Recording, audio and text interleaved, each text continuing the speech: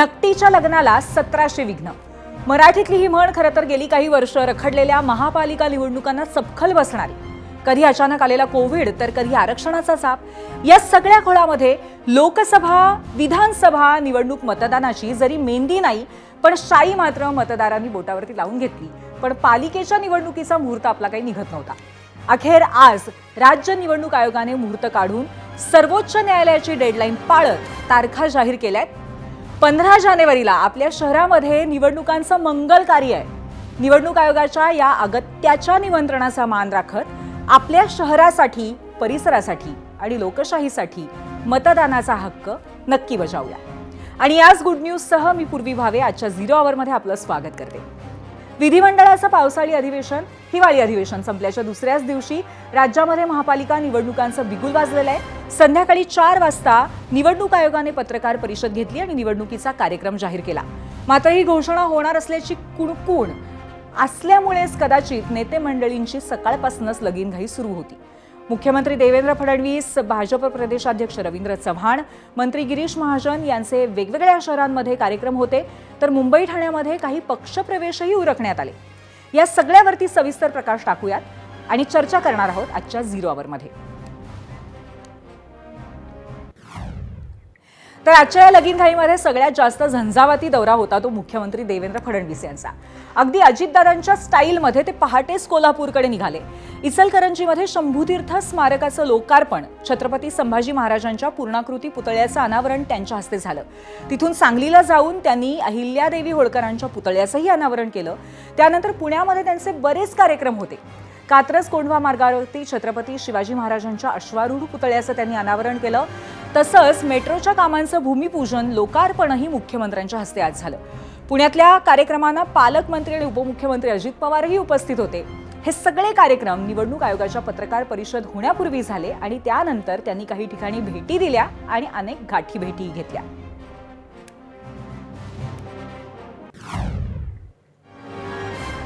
तर मुख्यमंत्री असा पश्चिम महाराष्ट्र पालथा घालत होते, तर उपमुख्यमंत्री एकनाथ शिंदेंनी निवडणूक आयोगाच्या पत्रकार परिषदेपूर्वी काही करारनामे केले. हाफिज कॉन्ट्रॅक्टर यांनी या थीम पार्कचं डिझाईन केलंय. त्याचं सादरीकरण उपमुख्यमंत्र्यांसमोर आज करण्यात आलं. यावेळी शिंदेंनी पत्रकार परिषद घेत विरोधकांवरती हल्लाबोलही केला.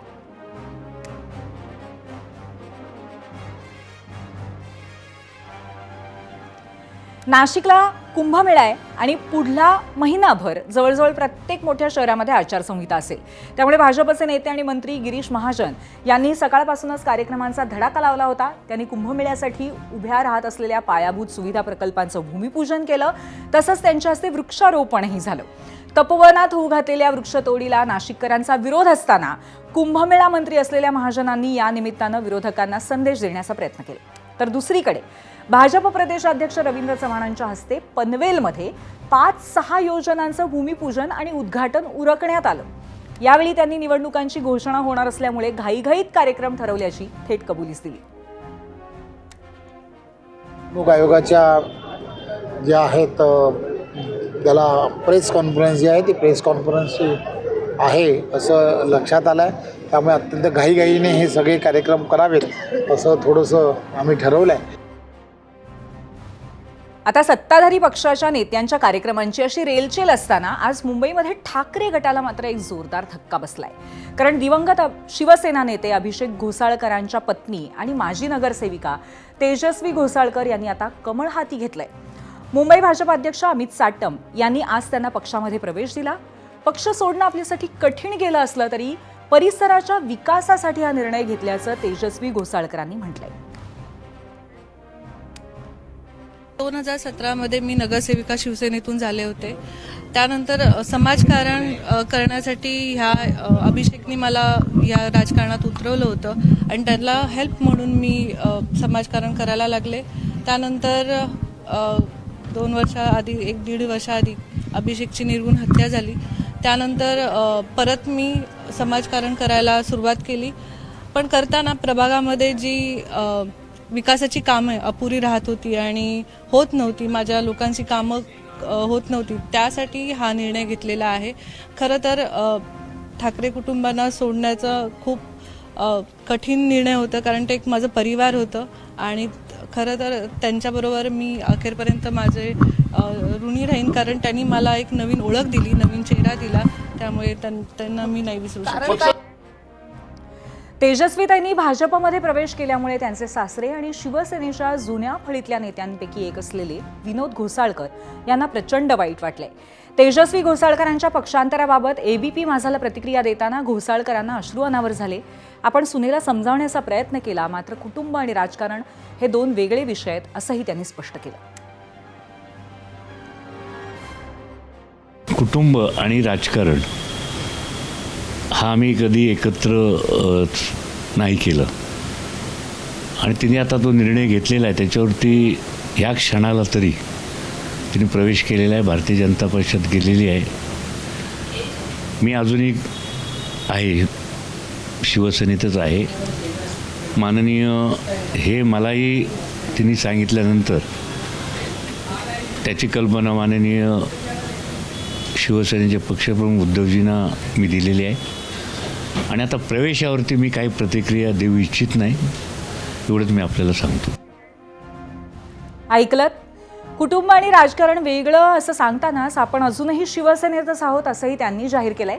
याचा अर्थ नेमका काय घ्यायचा असा प्रश्न आता त्यांच्या समर्थकांनाही नक्कीच पडला असेल. असो, तर हे विकास कार्यक्रम आणि पक्षप्रवेशांच्या कार्यक्रमांची घाई करण्याचं कारण होतं आजची 4 वाजताची पत्रकार परिषद. अपेक्षेप्रमाणे राज्याचे निवडणूक आयुक्त दीपक वाघमारे यांनी महापालिका निवडणुकांची घोषणा केली. मुंबईसह सर्व 29 महापालिका निवडणुका एकाच टप्प्यात घेतल्या जातील. आजपासून बरोबर 1 महिन्याने म्हणजे 15 जानेवारीला मतदान आणि त्याच्या दुसऱ्या दिवशी म्हणजे 16 जानेवारीला मतमोजणी होईल. त्यामुळे आता राज्यात पुन्हा एकदा प्रचाराचा धुराळा उडणार आहे.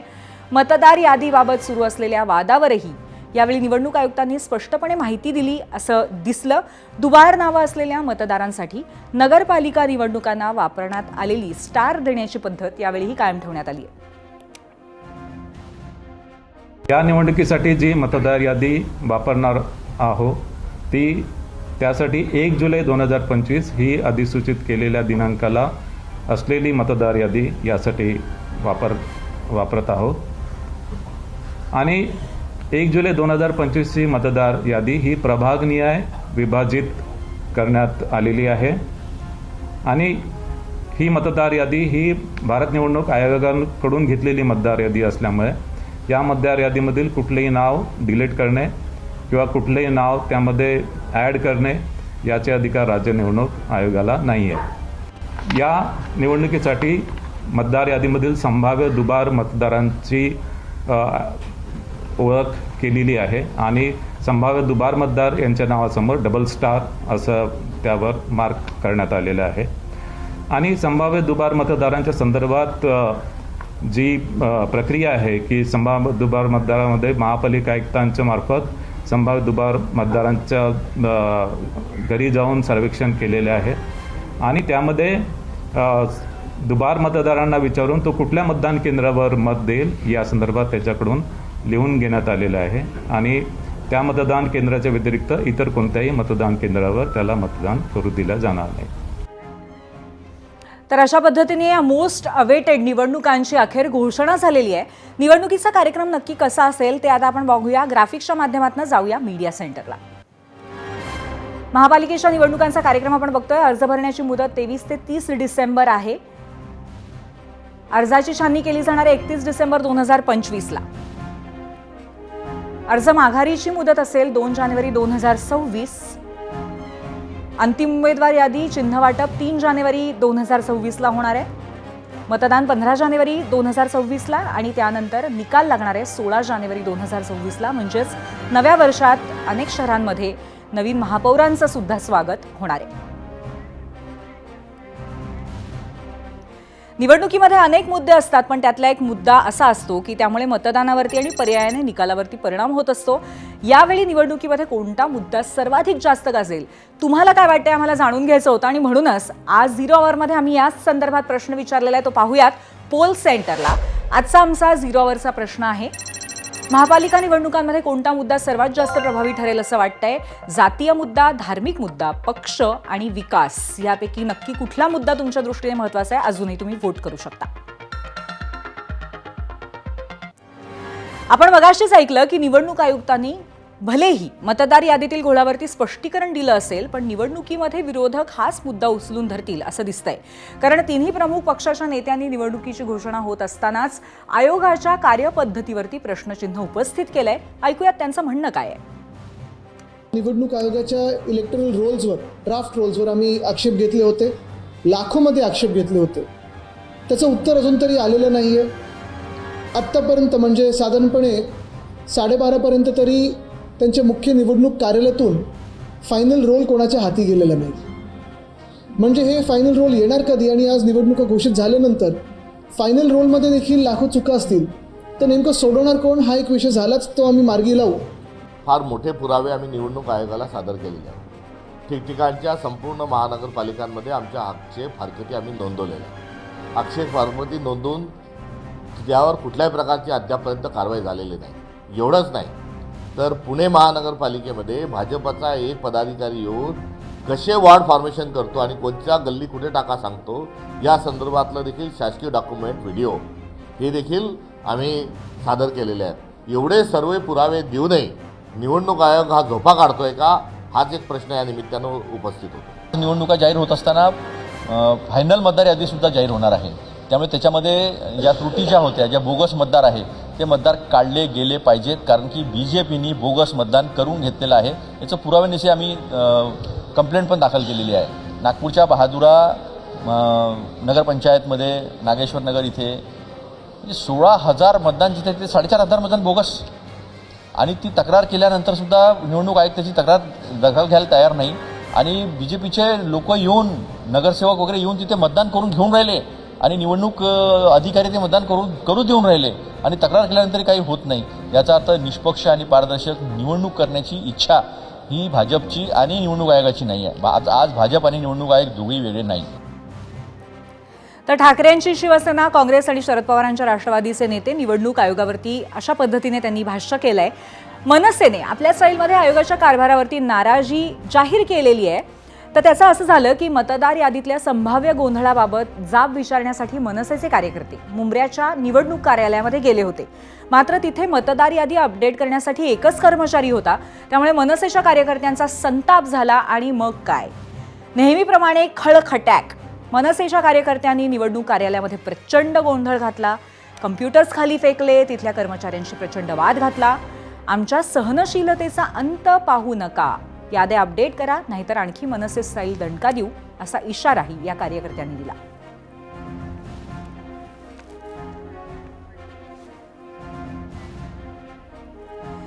निवडणूक आयोगाच्या विरोधात महाविकास आघाडी आणि मनसे यांची स्टाईल वेगळी असली तरी एकाच नोटवरती दोन्ही बाजू आहेत. त्यामुळे आता निवडणुका जाहीर झाल्यावरती पुन्हा एक प्रश्न नव्याने विचारला जाऊ लागलाय. या निवडणुकीमध्ये महाविकास आघाडी मनसेला जवळ करणार का? यावर काँग्रेसनं अजूनही आपले पत्ते उघड केले नसले तरी शरद पवारांच्या राष्ट्रवादीला राज ठाकरेंसोबत जाण्यात काही अडचण नाही आहे, हे आज पुन्हा एकदा स्पष्ट झालंय. कारण पक्षाचे प्रदेशाध्यक्ष शशिकांत शिंदे यांनी आघाडीतलं मतविभाजन टाळणं आवश्यक आहे असं म्हटलंय.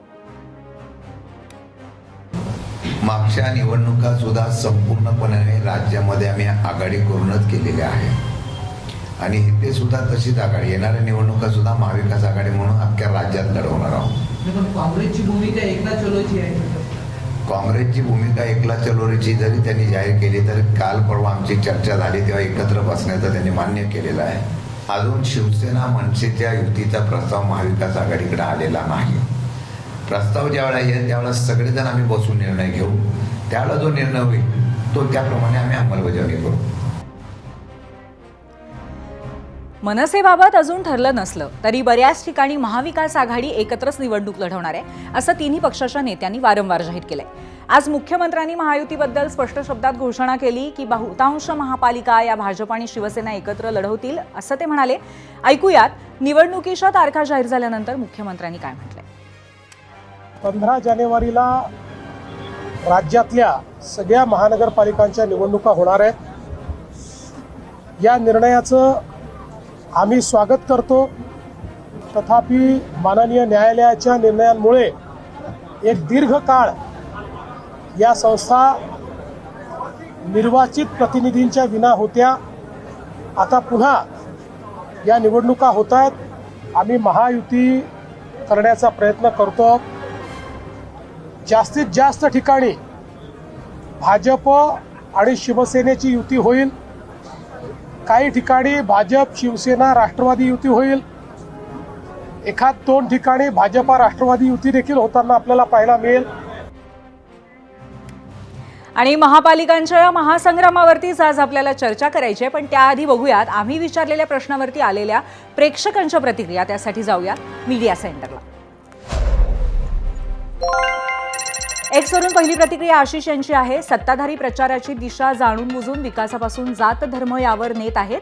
नक्की कुठले मुद्दे महत्त्वाचे ठरतील या निवडणुकीमध्ये, या अनुषंगाने आलेल्या प्रतिक्रिया आहेत. प्रभागाचा विकास करणारा नगरसेवक जनतेला हवा आहे, त्यामुळे विकास हाच प्रभावी मुद्दा ठरेल असं श्याम ठाणेदार यांना वाटतं. पुढची प्रतिक्रिया आलेली आहे. विकासाच्या मुद्द्यावरच महापालिका निवडणुका लढवल्या जातील आणि ते भाजपच करू शकतो. तेजस सुरवसे युट्यूबवरून.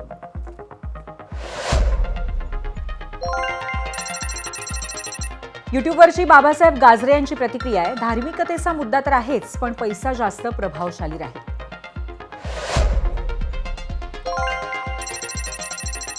विकास सोडून सगळ्या मुद्द्यांवरती निवडणूक होईल. दर्शन देशमुख यांची फेसबुकवरची प्रतिक्रिया.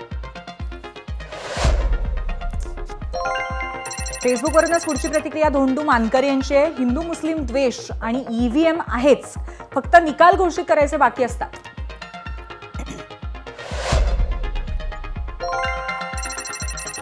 पुढची प्रतिक्रिया आपण बघतोय. सगळ्यात अत्यावश्यक आणि महत्त्वाचा प्रश्न म्हणजे विकास, बाकीच्या गोष्टीनंतर. दर्शन देशमुख इंस्टाग्रामवरनं.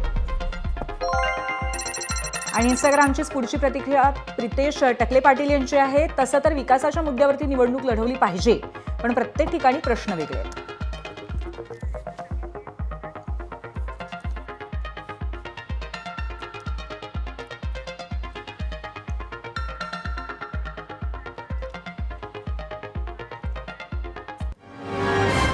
आणि यानंतर आपण चर्चेला सुरुवात करणार आहोत. आणि चर्चेसाठी आज स्टुडिओमध्येच आलेले आहेत भाजपचे आमदार प्रवीण दरेकर आणि त्याचबरोबर एबीपी माझाच्या कार्यकारी संपादक सरिता कौशिक यांना सुद्धा मी आमंत्रित करते.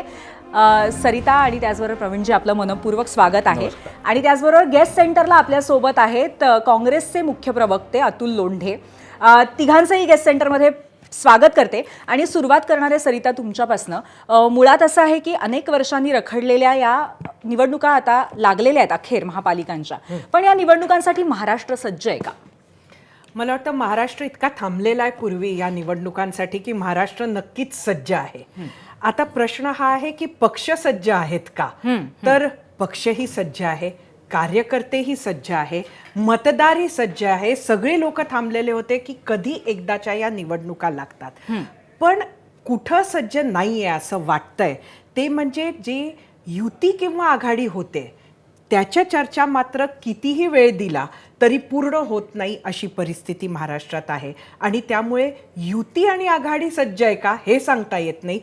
इंडिव्हिज्युअली पक्ष मात्र नक्कीच सज्ज आहेत. पण आपल्याला हे आपली जी इतर गेस्ट मंडळी हे जास्त चांगलं ते सांगू नक्की. त्यामुळे आपण प्रवीणजींना विचारूया की महायुती सज्ज आहे का? कारण भाजप सज्ज आहे हे तुम्ही आम्हाला सांगणार आहे, आम्हाला माहिती आहे. भाजप सज्ज तर 100% आहेच, परंतु भाजप मित्र पक्षांची पण काळजी घेतो.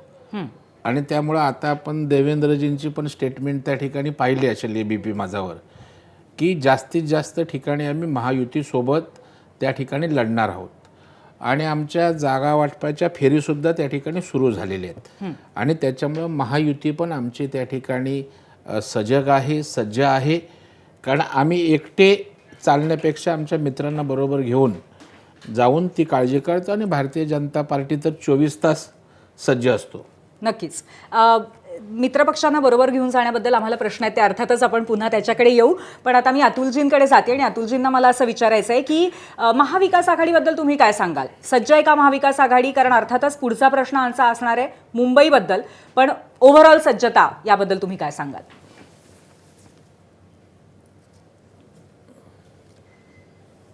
नाही, एकदम 100% आम्ही सज्ज आहे. नगरपालिकाच्या निवडणुकांमध्ये खूप चांगल्या पद्धतीचा परफॉर्मन्स जो आहे तो आपल्याला काँग्रेसचा आणि महाविकास आघाडीचा झालेला दिसेल. आमच्या संदर्भात सांगायचं झालं तर तुमच्या पुढच्या प्रश्नाचं उत्तर मी तुम्ही प्रश्न विचारण्याच्या पहिलेच सांगून देतो की स्पष्टपणे असा निर्णय घेतलेला आहे की स्थानिक स्तरावर आघाड्या कशा करायच्या, कुठे जायचं किंवा स्वबळावर जायचं का, हा निर्णय त्या नेत्यांवर सोडलेला आहे. आता ते नेते ज्या पद्धतीनं कळवतील त्याच्या अनुषंगानं ज्येष्ठ नेते जे आहे ते आघाडीचा युतीचा निर्णय घेतील. त्यामुळे चिंता नसावी. फक्त निवडणूक आयोगाने पारदर्शक निष्पक्षपणे निवडणुका कराव्यात. अतुलजी, खरं तर माझा प्रश्न आपल्याला असा आहे की एकंदरीत असं जरी तयारी आपली आहे आणि यावर शंका घ्यायचं कारण नाही, पण अजून जो मूळ प्रश्न आहे म्हणजे राज ठाकरे असताना काँग्रेस बरोबर जाणार का, राज ठाकरे आणि उद्धव ठाकरे तरी एकत्र येणार का, याची उत्तरं अजूनही मिळालेली नाही आहे. आणि ती काही गुप्त ठेवून काही फायदा नाही आहे. त्यामुळे आमचं ठरलं पण आम्ही तुम्हाला सांगत नाही, ह्या असं तर उत्तर तुम्ही देणार नाही.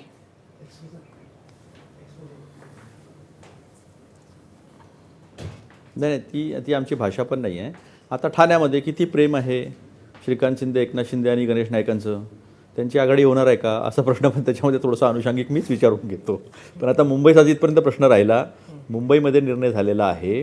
आमचे आदरणीय प्रदेशाध्यक्ष तिथल्या वर्षाताई आहेत, हर्षवर्धन सपकाळजी आहेत आणि आमचे चेन्नी थला साहेब, त्यांनी स्पष्टपणे तिथल्या सगळ्या नेत्यांनी सांगितलं की आम्हाला इथे स्वबळावर निवडणूक लढायची आहे. तरी आता निवडणूक झाल्यानंतर अंतिम फेरीमध्ये जे आहे त्यावेळेस चर्चा होऊ शकते.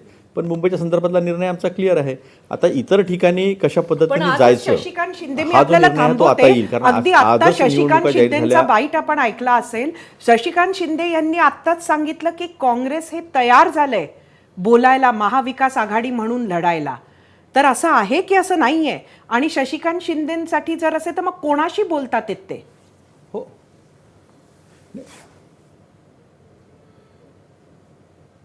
नाही, असं आहे की महाविकास आघाडी म्हणून लढायला आम्ही तयार आहोतच ना. जिथे आम्हाला लढायचं आहे तिथे तिथल्या लोकांनी निर्णय घ्यायचा आहे. जसं आता से फॉर मी ठाण्याचा प्रभारी आहे, नागपूर आहे आमचं शहर. या नागपूर शहरामध्ये आम्ही सगळे एकत्र येऊ आणि ठरवू की आम्हाला आघाडीत जायचं आहे की नाही जायचं आहे. त्याच्यामध्ये बऱ्याचशा गोष्टी असतात सरिता. आणि ठाण्यामध्ये सुद्धा जे आहेत ते तिथे पण तिथले नेते मंडळी काय म्हणतात, कशा पद्धतीने आपल्याला निवडणुकीला समोर जायचं आहे, कोणत्या पक्षासोबत जायचं आहे ते आम्ही ठरवू ना. त्यात काही प्रश्नच नाही. पण हे काय पोचिंग केलं का आम्ही, किती जबरदस्त पोचिंग चालू आहे, कोण कोणाला शॉक देतोय. रोज सकाळी उठलं की पहिली बातमी ती असते की मोठा धक्का, यांना मोठा धक्का, त्यांना मोठा धक्का, कोणाचा तर एक दुसऱ्याचाच.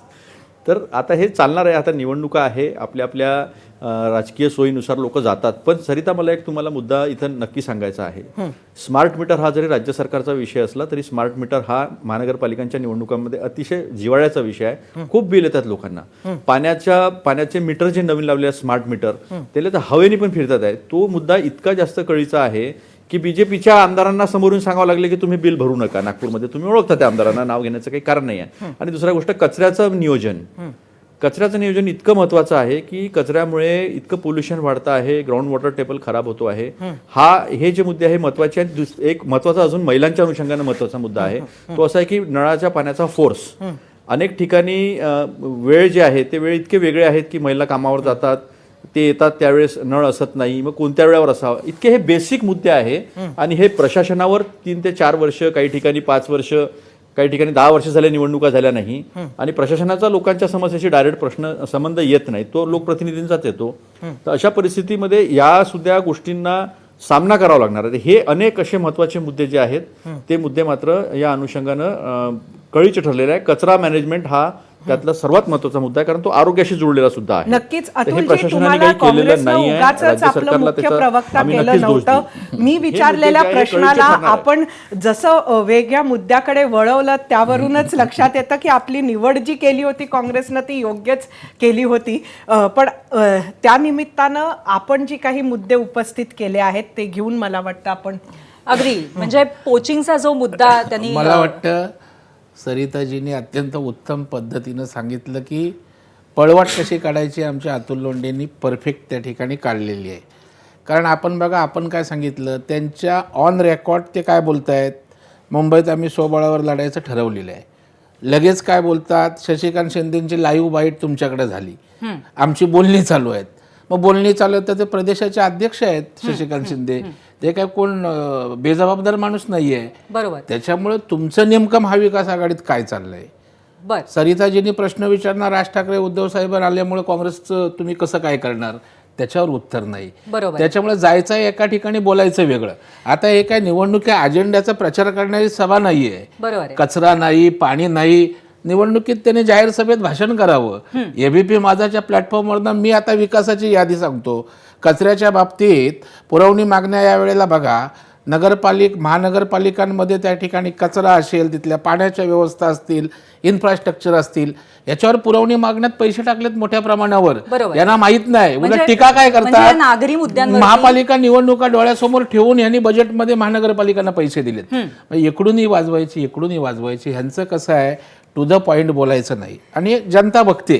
बर. आणि त्याच्यामुळे आता सांगायचं तर मी पाढा वाचतो काय केलं आम्ही महानगरपालिकांमध्ये. नाही, नक्कीच प्रवीणजी, नागरी मुद्दे हे नक्कीच आहेत आणि त्याबद्दल आपण बोलूच शकतो. पण आपण राजकारणाच्या अनुषंगाने पण बोलतो आणि त्यामध्ये आज नाही, त्यांनी काढलं म्हणून हो, मी काय अगदी. प्रचार करायला नाही, आलो पण नाही. मुख्यमंत्र्यांनी- तुम्ही सुद्धा पोचिंगचं उत्तर दिलेलं हा. नाहीये प्रवीण. कारण मुख्यमंत्र्यांनी असं म्हटलं की शक्य तिथे आम्ही युती करू, ठाण्यामध्ये युती करू, नाही, का हो एक- आमचा प्रयत्न असेल तसा. एक लक्षात ठेवा, याच्यामध्ये काय आमचं लपून छपून नाही. देवेंद्र फडणवीसांची क्लिअर कट भावना आहे, ज्या ठिकाणी युती मॅक्झिमम ठिकाणी करण्याचा प्रयत्न आहे. पण एखाद्या त्या ठिकाणी जर युती तुटत असेल तर त्या ठिकाणी मैत्रीपूर्ण वातावरणात, आता समजा 29 महानगरपालिका आहेत, 8-9 महानगरपालिकांत प्रॉब्लेम असेल तर 20 नगरपालिका आम्ही एकत्र लढू ना महानगरपालिका. पण त्याच्यासाठी 29 मध्ये आमची माहिती नाही असं काय होणार नाहीये.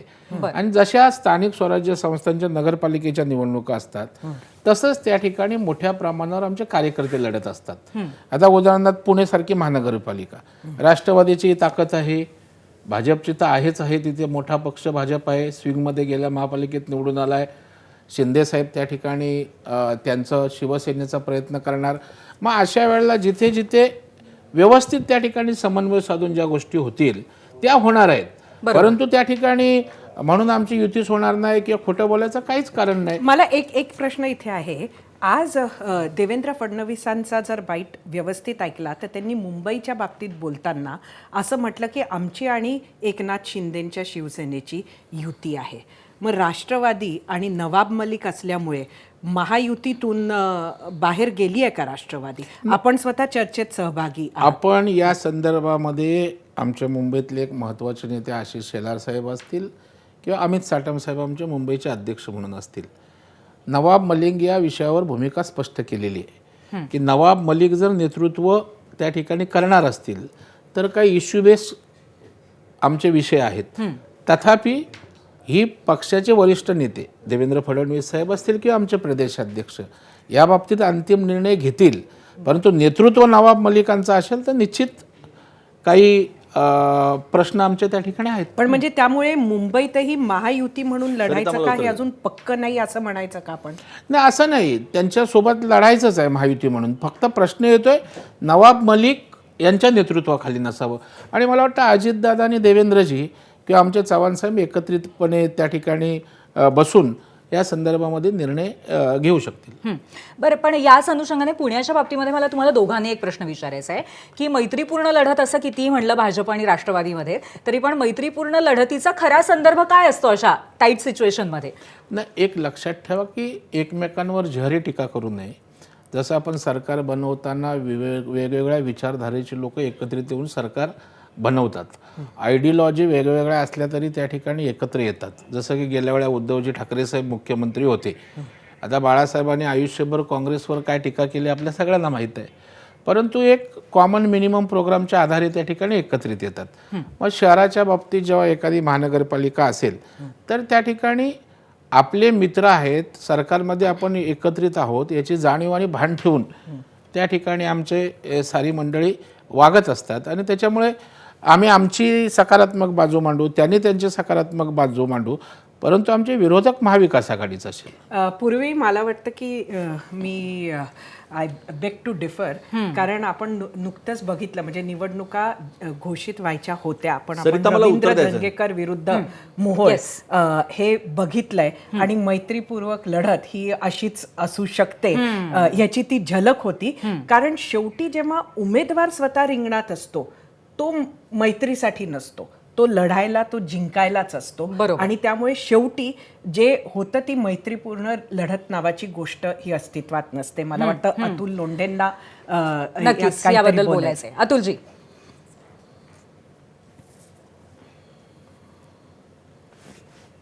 नाही, मला फक्त ते 2-3 मुद्दे उपस्थित करायचे होते की मी सर्व प्रश्नाचे उत्तर दिले. मी सांगितलं की मुंबईमध्ये आमचा निर्णय सन्मान्य चेन्नीथला साहेबांनी डिक्लेअर केलेला आहे आणि पब्लिकली डिक्लेअर केलेला आहे.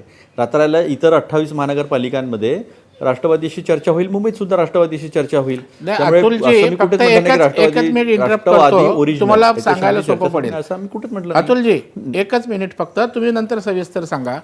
चेन्नीथला साहेबांनी जो निर्णय जाहीर केला धन्यवाद मदत केल्याबद्दल. तो उद्धवजी ठाकरे साहेब किंवा शरद पवार साहेबांशी चर्चा करून केला की तुमच्या पातळीवर पक्षाच्या केला? अतुलजी. देवेंद्र फडणवीसांनी आज जो काही निर्णय घेतला की आम्ही प्रयत्न करू, देवेंद्र फडणवीसांनी जो काही निर्णय माझ्या सांगितला की आम्ही प्रश्नाचं प्रयत्न उत्तर करू, शक्यता आहे. आता हा तुमचं निर्णय हे मी त्यांनी तुमच्या अजितदादांना, कौशल्याला मी एकनाथ दाद शिंदेंना देतो. विचारून विचारलं घेतला. एक ते सांगता नाही, मी दुसरं. तेच सांगतो ना तुम्हाला. माझ्या पक्षाचा तुम्ही फक्त त्यांनी या नाही, दोन्ही नाही. मित्र पक्षांशी चर्चा करून नाही घेतला नाही की नाही घेतला? पहा दरेकर साहेब बोला. नाही नाही, तुम्ही तुमचा पक्ष इंडिपेंडेंट आहे, तो आपला पक्षाचा निर्णय स्वतः घेईल आणि माझा पक्ष मित्र पक्षांना विचारून निर्णय घेईल. असं नाही होणार ना दरेकर साहेब. नाही तुम्ही आम्हाला तेवढं द्या ना आता. आमचे एवढं लोकशाहीमध्ये देवेंद्रजी, मानलं पाहिजे की तुम्हाला शिंदे तुमच्या साहेब आणि पक्षाचे अजितदादा संविधानिक अधिकार हे देतो, पण एकमेकांशी तुमच्या बोलून माहिती करत असतात. तुमच्या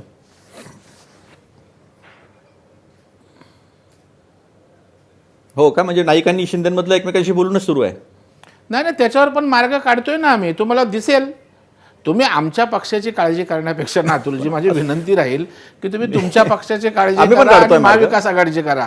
प्रॉब्लेम तुमचा काय झाला माहिती आहे? मला तेच म्हणायचं की तुम्ही आमच्यात आमच्या काय होतं पक्षाची याचं तुम्हाला काळजी जास्त केली नाही आहे. इतकी. पण आपलं काय होतं हे तुम्ही असं बघा. आहे दरेकर साहेब, तुम्ही आमच्या पक्षाची काळजी केली म्हणून मी तुमच्या पक्षाची काळजी केली. नाही, मी विचारलं हा मी निर्णय अजिबात नाही. individual तुम्ही माझ्या काँग्रेस पक्षाची पक्षाचा आहे काळजी का केली महाविकास म्हणून मी आघाडीचा तुमच्या आहे? पक्षाची काळजी एवढंच केली. मी त्या ठिकाणी आता तुम्ही विचारलं. माझे मोठे बंधू आहेत, तुम्ही आमचे मोठे बंधू आहेत.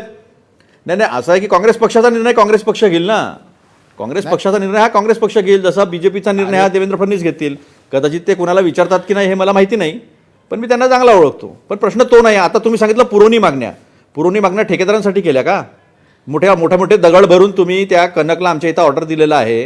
अजूनपर्यंत कचऱ्याचे प्रश्न नाही आले. 3 वेळा गडकरी साहेब फार कार्यक्षम आहेत ना. 3 वेळा त्यांनी कचऱ्याच्या नियोजनाचं तिथे उद्घाटन केलेलं आहे. कचऱ्यापासून वीज अनेक काही गोष्टी सांगितलेल्या आहे, पण अजूनपर्यंत झालेलं नाही आहे. 1 लाख लोकांना दमा झालेला आहे. किती वेळा पुरवणी मागण्या काढल्या? आमच्या नागनदीच्या पुनर्वसनासाठी तुम्ही 1257 कोटी रुपये सँक्शन केलेले आहे. अजूनपर्यंत नागनदीचं काही झालं नाही आहे. बोटीत बसून फिरणार होते, पण गोदावरी नदी जी आहे, वैनगंगा नदी आमची, ती वैनगंगा नदी प्रदूषित होते आहे. 2.5 लाख हेक्टरला जे तिथे पीक आहे ते पीक खराब होत आहे याच्या पाण्यामुळे, नागनदीच्या पाण्यामुळे. ते अजूनपर्यंत केलं नाही तुम्ही. 13 STP प्लांटपैकी तुमचे 11 STP प्लांट बंद आहेत नागपूरमध्ये. येऊन पहा तुम्ही. आणि ही सगळ्यात औरंगाबादची ही गोष्ट आहे, ही गोष्ट पुण्याची आहे, ही गोष्ट नागपूरची आहे, ही गोष्ट मुंबईची आहे. सरिताजी पण सुदैवानं नागपूर. त्यामुळे तुम्ही पुरवणी मागण्या सांगू नका. 97,000 कोटी जे आहे ना, पूर्णपणे शहर 97,000 कोटी जे आहे ते अजून तुम्ही कॉन्ट्रॅक्ट दिलेलं नाही आहे. तुम्ही त्या ठिकाणी 2-4 गोष्टी राहिलेल्या सांगत असाल ते डबल डेकर झालेला आहे, सिमेंट शहर झालेला आहे. अर्ध्या तासाच्या पावसामध्ये नागपूर पाण्यात डुंबतं. देवेंद्रजींनी त्या ठिकाणी नागपूर साहेब काय बोललो केलं नाही तुमच्या. हे दरेकर साहेब नागपूर तुमच्या सिनेरीला सोबत नाही. महानगरपालिकेच्या निवडणुकीत मी तुम्हाला निकाल सांगतो लागला ना की अतुलजी आपण मी परत तुम्हाला सांगतो ना. नाही ऐका ना. बर मला नाही एक नाही प्रश्न तुम्ही आहे. निकालाला सांगू मी नका. विचारू का? तुम्ही निवडणूक आयोगासोबत मिळून निवडणूक लढताना निकाल सांगू नका आम्हाला. बरं, आम्ही अतुलजी, तुम्हाला पण सांगतो सिमेंट मला रोड या असे झालेले आहे मुद्द्यावरनं की घर खाली आणि सिमेंट रोड वरती आणि अर्ध्या तासाच्या पावसात पूर्ण नागपूर पाण्यात जातं. बरं, पण मला अतुलजी आणि प्रवीणजी दोघांनाही हा प्रश्न विचारायचा आहे की तुम्हाला नाही असं बरोबर वाटतं आहे. की विकासाच्या मुद्द्यावर आगामी- लोकांच्या मुद्द्यावर चर्चाच नाही करायची आहे. तेच मला हिंदू विचारायचं आहे मुस्लिम, की आगामी हिंदू निवडणुका मुस्लिम या आणि बस आम्ही प्रामुख्याने जिंकणार. विकासाच्या मुद्द्यावरती किंवा नागरी मुद्द्यांवरती महत्त्वाच्या असणार आहेत सरिता, का हिंदू मुस्लिम मराठी अमराठी हे मुद्दे असणार आहेत महत्त्वाचे? कारण आता काउंटडाऊन सुरू झालेला आहे. आता खऱ्या अर्थाने या गोष्टी प्रत्यक्ष टेबलवरती बोलायला काहीच हरकत नाही. या ठिकाणी आमची क्लिअर कट भूमिका आहे. या देशाला विकासाचं राजकारण हे पंतप्रधान नरेंद्र मोदी साहेबांनी दाखवलं. त्याचबरोबर महाराष्ट्रामध्ये देवेंद्र फडणवीस साहेबांनी विकासाच्या नावावर लोक मतदान करतात हे भारतीय जनता पार्टीने दाखवून दिलं. पहिला निवडणुकीचा जो बाज होता तोच मोदी साहेबांनी बदलला. आपण बिहारच्या बाबतीत बघाल तर केवळ जातीपातळीवर निवडणुका लढवल्या जायच्या, पण तिथल्या सुशिक्षित युवकांनी ज्या पद्धतीनं डेव्हलपमेंट ओरिएंटेड मतदान केलं, महिला भगिनींनी माझ्या तिथलं मतदान केलं, याचा अर्थ विकासाच्या मुद्द्यावर लोक मतदान करतात हे त्या ठिकाणी अलीकडच्या काळातच इस्टॅब्लिश झालंय आणि ते भारतीय जनता पार्टीच्या नेतृत्वाने केलंय. आपण बघाल की देवेंद्र फडणवीस साहेबांनी मुंबईत आज या ठिकाणी फिरत असताना आपण mono rail, metro rail, underground metro, Atal Setu, coastal road अशा पद्धतीचा डेव्हलपमेंटचा विकास कुठल्याच राज्यकर्त्यांनी केला नव्हता. आम्हाला अभिमान आहे, नागपूरचे देवेंद्रजी मुंबईत येऊन मुंबईची आमची काळजी करतायत, त्याच्यामुळं नागपूरची तर त्यांना आमच्यापेक्षा काळजी असणार. एवढा कॉमन त्या ठिकाणी भूमिका आपण समजून घेतली पाहिजे. आज मुंबईला पाण्यासाठी ते त्या ठिकाणी धरणाची योजना करतात, मुंबईच्या कचऱ्याचा त्या ठिकाणी प्लॅनचा त्या ठिकाणी करतात. त्याच्यामुळे आपण आणि माझी विकासाच्या मुद्द्यावर आम्ही काय विकास केला आपली चर्चा माझी करायची तयारी आहे. बरोबर. म्हणजे प्रामुख्याने तुमचं असं म्हणणं आहे की भाजपचा मुद्दा असा आहे की पूर्णपणे विकासाच्या मुद्द्यावरती. अतुलजी, तुमचं काय मत आहे? या निवडणुका सगळ्यात महत्त्वाच्या कोणत्या मुद्द्यांवरती गाजणार आहेत? ईव्हीएमच्या मुद्द्यावर. अतुलजी, ईव्हीएम, दुबार मतदान नाही, मेट्रो फेज 1 मुंबईतला, eastern express way, link road, monorail, हा विकासच नव्हता. प्रवीण दरेकरजी तेव्हा राहतच नव्हते तिथे मुंबईमध्ये, तर त्यांना हा विकासच माहित नाही. विकास करावा लागला कारण यांचं सरकार होतं मुंबई महानगरपालिकेमध्ये. ते MMRDA ची निर्मिती करून तो विकास मी मदत बोललो नाही प्रवीणजी तुमच्या. बरं, ठीक. प्रवीणजी तुमच्या मदत बोललो नाही मी, सोबत नाही. चांगलं नाही वाटत. आपण चांगली चर्चा करतोय ना. बोला बोला. मी तुम्हाला नागपूरचं सांगतो ना, कोणता विकास केला ते सगळं सांगतो ना. मी आता नागनदीसाठी पैसे खर्च केले, कुठे गेले आम्हाला ते अजूनपर्यंत माहित नाही ना. कचऱ्यापासून वीज निर्माण करत होते अजूनपर्यंत माहित नाही ना. अर्ध्या तासामध्ये पाऊस घरात जातो. आम्ही नाही पाहिलं कधी असं, सरितानी नाही पाहिलं आहे. आम्ही एकाच कॉलेजमध्ये शिकलेलो आहे, नाही पाहिलं आम्ही असं कधी घरामध्ये पाणी शिरताना. तर त्यामुळे जे प्रश्न महत्त्वाचे आहेत की विकास आम्ही केला, तुम्ही विकासाच्या मुद्द्यावर एक भाषण मला दाखवा. तुम्ही देशाची गोष्ट करता. ब्रिटिश काळामध्ये जेवढी आर्थिक असमानता नव्हती तेवढी असमानता आज आहे. 95 करोड लोक 5 किलो अन्नधान्यासाठी लाईनमध्ये आहे. हंगर इंडेक्समध्ये ऐका ना, हंगर इंडेक्समध्ये 121 पैकी आपण 106व्या नंबरवर आहे. प्रेस फ्रीडम इंडेक्समध्ये 142 नंबर आहे. आमचा पर कॅपिटा इन्कम 142व्या नंबरवर आहे. कोणत्याही विकासाच्या पॅरामीटरवर कुठेही नाही आहे. विकास फक्त अदानीचा झालेला आहे. जंगल त्यांचे, जंगल तेरे पर्वत तेरी, ये सारा सरकार भी तेरा, ही गझल आता चालू आहे सगळीकडे. त्यामुळे लोकांचा विकास झाला असं सांगू नका, कारण 10,000 रुपये जेव्हा टाकावं लागतात आणि लाडक्या बहिणींना 1500 रुपये द्यावे लागतात ना, तेव्हाच लक्षात येतं की आपण विकास केला नाही आहे. म्हणून अशा पद्धतीने करावं लागतं. एज्युकेशन 65,000पेक्षा जास्त शाळा महाराष्ट्रात बंद झालेल्या आहे. 90,000च्या जवळपास शाळा बंद होणार आहे. याला विकास म्हणायचा का? शुद्ध पाणी मिळत नाही. तुमच्या जे जल योजना आहे ना, तुमची जल जीवन योजना, त्याचं इतकं गढूळ पाणी आहे की संसदेमध्ये ते आमच्या आमदार खासदाराला मांडू सुद्धा दिला जात नाही आहे. ते सुद्धा पाणी तुम्हाला दाखवतो मी. तर प्रश्न हा नाही आहे. प्रश्न हा आहे की बटेंगे तो कटेंगे. कधी येणार योगीजी, मला ते तुम्ही सांगा. योगीजी आले की तुम्हाला सांगतो हिंदू मुसलमान महाराष्ट्रात त्यांनी केलाच. कारण हा शाहू फुले आंबेडकरांचा महाराष्ट्र आहे, हा गाडगे महाराज संत तुकडोजी महाराजांचा महाराष्ट्र आहे, हा विठ्ठलाचा महाराष्ट्र आहे. पण तुम्ही बरोबर त्यांना आणणार आणि ते हिंदू मुसलमान करणार आणि त्याच्या मागे मग नंतर सगळं तेच होणार. मला म्हणायचं की तुमची खरं तुम्ही विकास केलाय तर लेट्स हॅव अ उचललेला आहे. आणि महाराष्ट्राची निवडणूक ही जर या मुद्द्यांवर लढवल्या गेली तर यापेक्षा चांगली गोष्ट कुठलीही होणार नाही. विकासाच्या मुद्द्यांवर निवडणुका लढवल्या गेल्या पाहिजे हे सगळ्यांना वाटतं. विकासाच्या मुद्द्यावर मतदान सुद्धा केलं पाहिजे हे सुद्धा वाटतं. पण खरंच तसं होतं का हा सुद्धा प्रश्न आहे. कारण नंतर मग तो धर्म असो, मराठी अमराठी वाद असो किंवा जातीची समीकरणं असो, निवडणुका आपल्या शेवटी तिथेच पोचतात आणि हीच आपली शोकांतिका आहे. आज 0 आवरच्या निमित्तानं का होईना पण आपण विकासाच्या काही मुद्द्यांवर, जनहिताच्या काही मुद्द्यांवर इथे ही चर्चा केलेली आहे. हेच निवडणुकीत होईल ही अपेक्षा आपण केली पाहिजे. नक्कीच. आणि म्हणूनच मला तेच म्हणायचं होतं की तुम्ही म्हणताय की विकास हा मुद्दा तुमच्या दृष्टीने पूर्ण झालेला नाही आहे. जर अतुलजी तुम्ही आता म्हणत होतात की विकास झालेलाच नाही, तर मग नक्की काय तुम्हाला असं वाटतं की तुम्ही या मुद्द्याला कशा पद्धतीने काउंटर करणार आहात? तुमच्या दृष्टीने काय महत्त्वाच्या गोष्टी आहेत अगदी थोडक्यात सांगा. मला द्या. असं आहे पूर्वी की आपल्या कॉन्स्टिट्यूशननी केंद्र सरकारची कामं विभागून दिलेले आहे, राज्य सरकारची कामं आणि त्याचे विषय विभागून दिलेले आहे. तसे महानगरपालिका नगरपालिकांचे विषय विभागून दिलेले आहेत. त्यासाठी आपण 11वी 12वी सूची पण तयार केलेली आहे पंचायत राज आणि महानगरपालिकांची. मी त्याच विषयाशी घेऊन बोललो आणि त्याच विषयाच्या अनुषंगानं हे सगळे जे मॅनेजमेंटचे कार्यक्रम आहेत, मग रस्ते असतील, दिवाबत्ती असेल, कचरा मॅनेजमेंट असेल, पिण्याचं पाणी असेल. आता आमच्या इथे 2011 साली कदाचित सरिताजी त्यावेळेस नागपूरमध्येच होत्या, 24/7 पाण्याचं वचन दिलेलं होतं. पाणी 25 वर्षासाठी एका कंपनीला विकून टाकलं नागपूरमधलं. आजपर्यंत 1-1.5 तास पाणी मिळतं का? तर येऊन या ना प्रवीणजी, दाखवतो मी तुम्हाला. आणि पाणी महाग करून टाकलं. पण ती तुम्ही योजना किती वर्ष झाले? तर 14-15 वर्ष झाले ती योजना इम्प्लिमेंट नाही करू शकले. तर मला असं वाटतं की तुम्हाला विकास केला वाटतं, तुम्ही विकासाच्या मुद्द्यावर बोला. आम्हाला जे वाटतं की लोकांचे प्रश्न अजून सोडवले गेले नाही आहे त्याच्यावर करू. आपण जर अशा पद्धतीनं धर्म आणला मधात, अतुलजी, भाषा मला असं आणली, वाटतं की प्रांत हे आणला, तर सगळे हा महत्त्वाचे 1652 मुद्दे बोलीभाषा असणारच असलेला आहेत. देश आहे. आणि जगातला अशा कुठला धर्म मुद्द्यांवरती नाही तो या जर देशात. मतदारांनी मत दिलं तर नक्कीच महत्त्वाचं असेल. प्रवीणजी, मला वाटतं अतुलजी म्हणजे लाडक्या बहिणींना 1,500 दिले हा विकासाचा मुद्दा नाही असं त्यांचं म्हणणं आहे. परंतु त्यांच्या माहितीसाठी सांगतो, या महिलांना त्या ठिकाणी छोट्या मोठ्या व्यवसायाच्या माध्यमातून त्यांचे पैसे इकॉनॉमीमध्ये यावे, त्या आर्थिक सबळ व्हावा यासाठी त्यांच्या मुलांना देवेंद्रजींनी- शिक्षण नाही ऐका ना भेटत आहे जरा. ना, आता शिक्षण तुम्ही बंद जसं होत आहे. मी बोललो थांबलो, ड्रेस तुम्ही मिळत बोलला नाहीत वेळेवर नंतर बोला ना. मिड डे त्यांना मीलसाठी पैसे 0% मिळत नाही. व्याजदराने कर्ज संजय गांधी देऊन आज निराधार योजनेचे महिला 8 महिने झाले पैसे व्यवसायाला नाही त्या आले. ठिकाणी थांबा ना बरं, जरा. थांबा मला ना. असं वाटतंय की तुम्ही आपण बोलताय, आपण लाडक्या थोडेसे- बहिणींना माझं पैसे होऊ द्या. दिले, याचा विरोध नाही करताय. त्यांचं झालं तर माझं होऊ द्या. अतुलजी, त्यांचं म्हणणं ऐकून घेऊया. तर अगदी कमी वेळ त्याच्यामुळे आहे आपल्याकडे. आज त्या ठिकाणी विकासाच्या बाबतीत आज MMRD रिजनमध्ये त्या ठिकाणी जे कॅपिटल इन्व्हेस्टमेंट मोठ्या प्रमाणावर होते तो विकास नाही आहे. आज देशामध्ये आपली 1 ट्रिलियन इकॉनॉमी करायची आहे देवेंद्रजींना. जेव्हा आपल्या देशाची 5 ट्रिलियन इकॉनॉमी करायची आहे, ते महाराष्ट्र पहिला असावा. हे विकासाशिवाय होऊ शकतं. बरोबर. त्याच्यामुळे मला वाटतं की देवेंद्र फडणवीस साहेबांनी एवढाच मुंबईत कुणालाही विचारा. अतुलजी तुम्ही बोलतायत, मुंबईत इन्फ्रामॅन म्हणून आज देवेंद्रजींची ओळख आहे. आणि त्याच्यामुळे मुंबईत त्या ठिकाणी तुम्ही देवेंद्रजींच्या बाबतीत एक वेगळी प्रतिमा निर्माण झाली. आणि म्हणून तुम्हाला सांगतो मी की देवेंद्रजींचा चेहरा, मोदी साहेबांचा चेहरा हा विकासाचा चेहरा आहे. बरोबर. तुम्ही सांगा ना मला म्हणजे हे विकासाचा चेहरा मुद्दे कोणता आहे? तुमच्या दृष्टीने महत्वाचे आहेत, पण त्याचबरोबर महाराष्ट्राचं कौल हे सुद्धा आपल्याला जाणून घ्यायचं आहे, कारण आता आपली चर्चेची वेळ संपलेली आहे. आज तुम्ही दोघंही या कार्यक्रमामध्ये सहभागी झालात, अतुलजी आणि प्रवीणजी, आणि त्याचबरोबर सरिता. महत्वाचे टेक्स याबद्दल तुम्ही दिलेत त्याबद्दल खूप खूप धन्यवाद. ही चर्चा आता आपण इथेच थांबवतोय. धन्यवाद पूर्वी. धन्यवाद.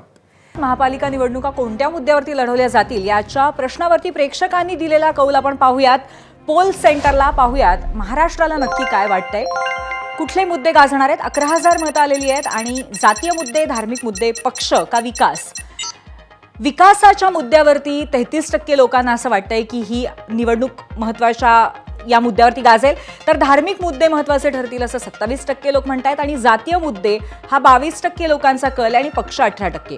खरं तर बघायला गेलं तर हा अतिशय जवळजवळ अशा पद्धतीचा कल असलेला कौल आहे. त्यामुळे सगळेच मुद्दे महत्त्वाचे ठरू शकतात संयुक्तपणे असं दिसतंय. याबरोबरच 0 आवरमध्ये आपण इथेच थांबतोय. उद्या पुन्हा एकदा भेटूया. पाहत रहा ABP माझा.